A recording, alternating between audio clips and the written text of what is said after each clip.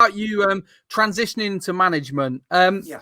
What's your advice for football managers? What's your big takeaway from being a football manager? And what did you learn from the managers that you played under?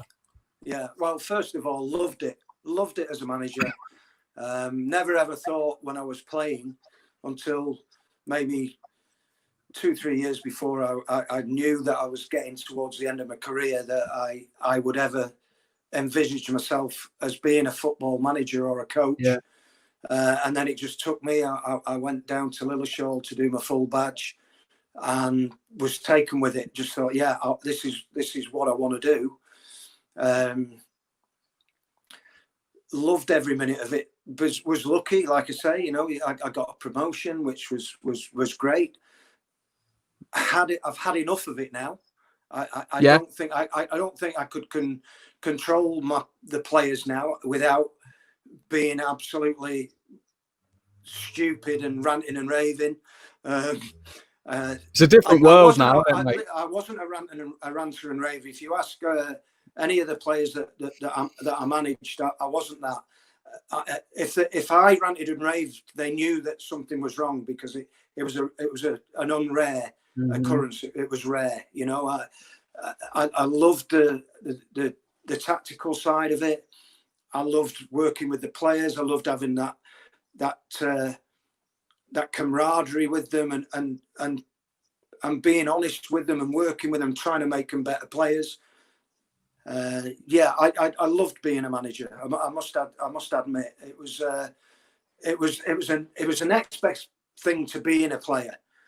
Nothing can beat being a footballer. No way. You know, you looked after. You've got great mates around you. You're doing something that is a job, but is a hobby and a profession, and you're passionate about it.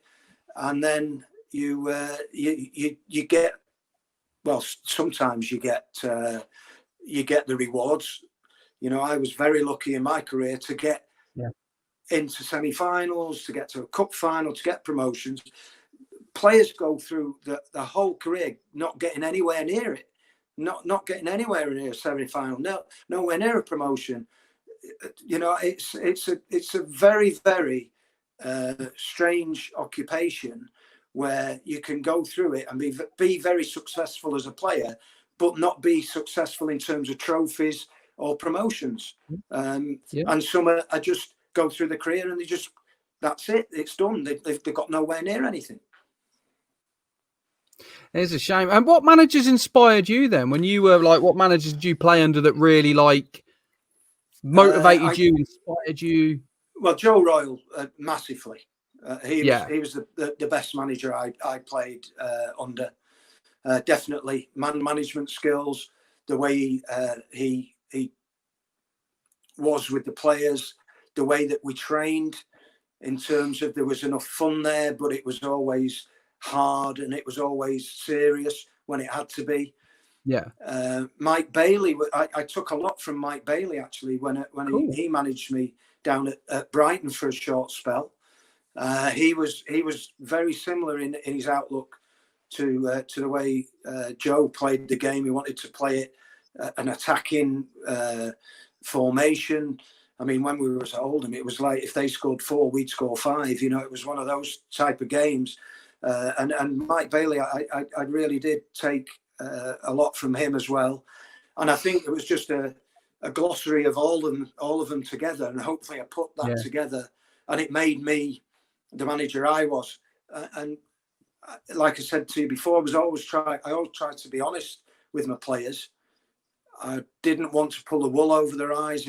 If they didn't fit into my plans, I gave them enough time and said, listen, this is not, you know, it's not next season.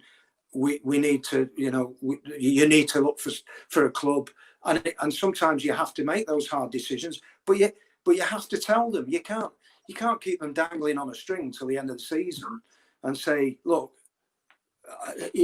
now you're surplus to requirements. I'd rather say to them, listen, unfortunately, I don't think you've got a future next season, but you're part of my team at the moment, and you're playing.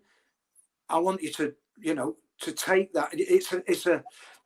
It's a vehicle for you to make sure that you get yourself the best place that you can be next season.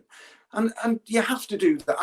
I felt that I had to be honest with the players, because that's what I like I say, I wanted from my managers, and I didn't get that all the time. No, I can believe that.